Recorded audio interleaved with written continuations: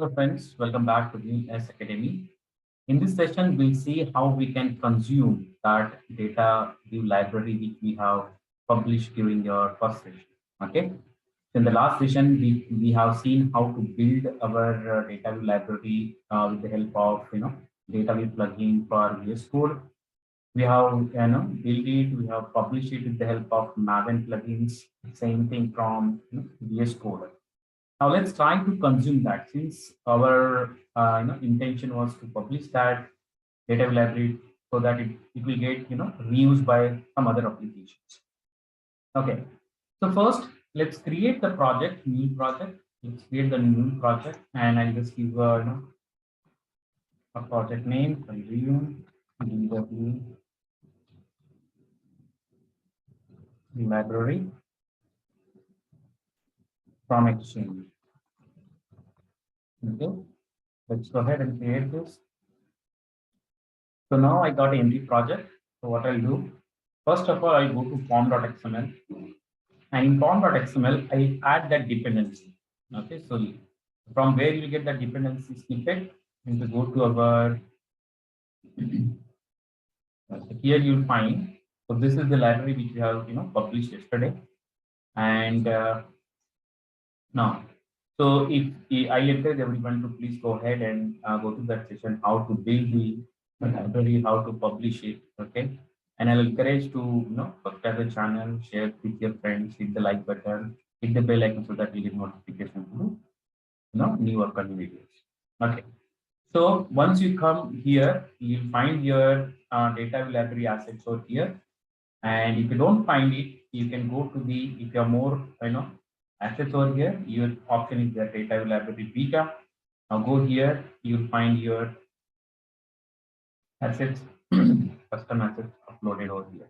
Okay. Now you'll find the snippet from the dependent snippet from here, copy it, go to your form.xml and add it here. Control A, format little bit. Okay.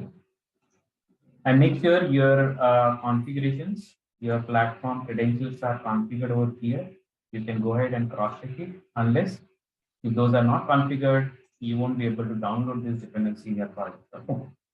So I have already configured it. So let's see now, save your form.xml.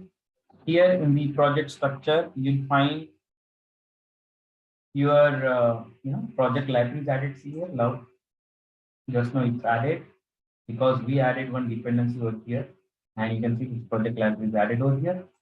And this is the code, simple function, reusable functions we have written to format phone number. Okay. Now, how to use this in our code? So we added the dependency now in our project. Now let's go ahead and now go to our flow, drag simple transform activity here, demo that how we can use that function.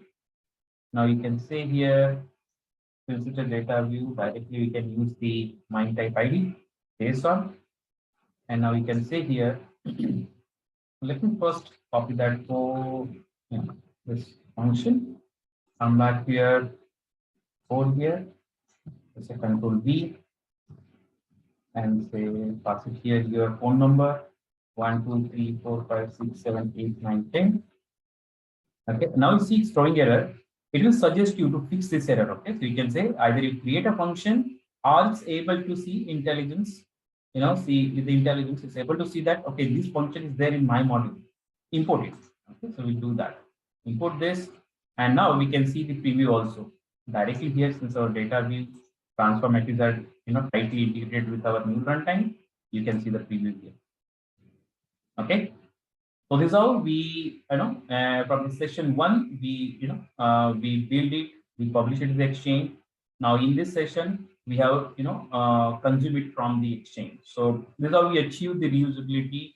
And now, because of this new feature, our, if we have written the complex database script and you want, if you think that can be reusable by other Mule projects, we can publish it to the exchange, and from there, other projects can consume it.